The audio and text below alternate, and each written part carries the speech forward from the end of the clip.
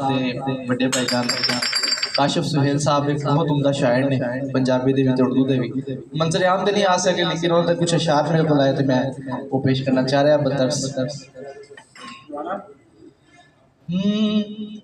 तरले पावा यार सजन वे तरले पावा यार सजन वे आजा करिए प्यार सजन वे तरले पावा यार सजन वे। और शायरी दी सादगी और इदा हुस्न देखना जरा कि चिट्टा रंग ते काले कपड़े चिट्टा रंग ते काले कपड़े चिट्टा रंग ते काले कपड़े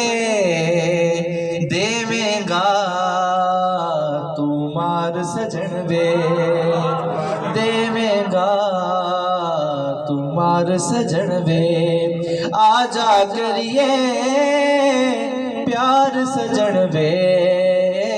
तरले पावा। और काशिफ क्यों कर यादों नाए काशिफ क्यों कर यादों नाए उठ दे बहदे यार सजन वे उठ दे बहदे यार सजन वे आजा करिए प्यार सजन वे तरले पावा यार सजन ने दिल मेरे नू केरा पाया दिल मेरे नू घेरा पाया अख तेरी परकार सजन वे आजा करिए प्यार सजन वे तरले पावा